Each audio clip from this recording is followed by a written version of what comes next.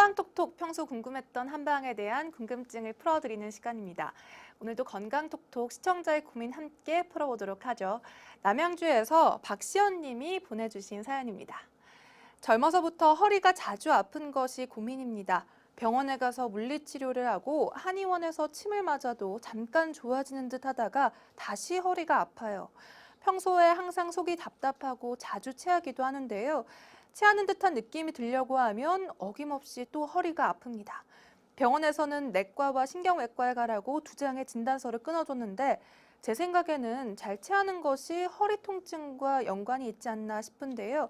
박사님, 어떻게 치료하는 것이 좋을까요? 라고 오래된 허리 통증과 쉽게 체하는 체질의 고민인 환자분의 사연이었습니다. 이런 경우에는 제 생각에도 소화기 따로 또 허리 통증 따로 치료를 받아야 되지 않나 싶거든요. 박사님 어떻게 보시나요? 네. 한의학에는 이제 식적 요통이라는 게 있는데요. 이분이 이제 허리의 통증인데 허리의 통증이 왜 왔느냐를 따져 들어가 보면 그 증상 중에서 자주 체하고 소화 장애가 항상 있고 이런 사람들을 보면은 허리 아픔과 동시에 소화가 안 되는 것이 반복된다. 또는 소화가 안 되면 허리의 통증이 온다. 이런 사람들이 많이 있습니다. 그런데 이런 식적 요통에 대한 개념이 한의학의 독특한 개념이기 때문에 이것은 한방 치료를 받아야 치료가 가능합니다.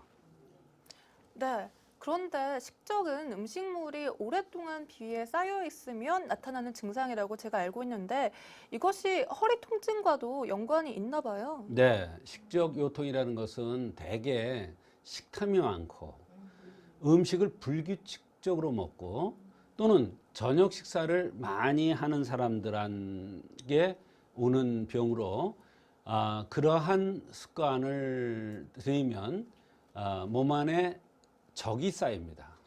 나쁜 노폐물이 쌓인다 이런 얘기예요.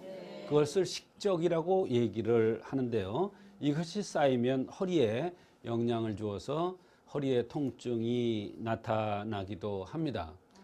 이 무엇이 쌓이면 바로 그것이 습열이 생깁니다. 습기와 열기가 생기는 거죠. 그렇게 되면 뼈골을 약하게 만들어서 허리의 통증을 이야기하고 또 관절의 통증도 나타날 수가 있습니다. 근데 한의학에는 이런 얘기가 나와요. 관절 중에서 가장 큰 관절이 허리의 관절이다. 그래서 위와 장에 어떤 나쁜 게 쌓여서 습열이 생기면 허리의 통증인 식적 요통이 나타날 수가 있는 것입니다. 한의학에서는 위와 장이 있는 곳의 앞면과 허리와 등과 허리가 있는 뒷면을 밀접하게 봅니다. 앞에 있는 위장이 고장나면 등과 허리가 아파질 수 있다는 것이죠. 식적이 생기면 그로 인해서 열이 생기고 습담이라는 노폐물이 생기는데 두 가지가 합쳐져서 허리 등의 염증이나 통증을 일으킬 수가 있는 것입니다. 네. 잘못된 식습관으로 허리병이 생길 수도 있다는 말씀이셨습니다. 그렇다면 침치료나 물리치료를 받기 전에 이분의 경우에는 식적을 먼저 치료를 받아야겠어요? 그렇습니다. 식적을 없애줘야 근본 치료가 되는 것입니다. 물론 침을 맞거나 또 어떤 물리치료나 이런 것에 의해서 통증이 없어질 수도 있습니다. 또 침으로서도 식적을 없애는 방법이 있어요. 말하자면 허리의 통증을 없애는 치료를 하는 것이 아니라 위장을 좋게 해주는 그런 침법을 쓰면은 동시에 허리의 통증이 나아질 수도 있습니다. 실제로 등과 허리가 아프고 두통, 질염, 소화장애, 속쓰림 등등 종합병원이라고 칭한 분이 내원한 적이 있었는데 사연 보내주신 분처럼 신경을 쓰면 바로 체하고 체하면 아랫배와 허리가 아프다고 했습니다. 평소 식습관이 불규칙한 것으로 보아서 식적 요통이라고 판단을 했습니다. 증상을 따로따로 떼어보면 환자 말대로 종합병원인데 습열이라는 것이 원인이라는 것을 알면 사실은 같이 연관돼서 나타난 증상이라고 볼 수가 있습니다.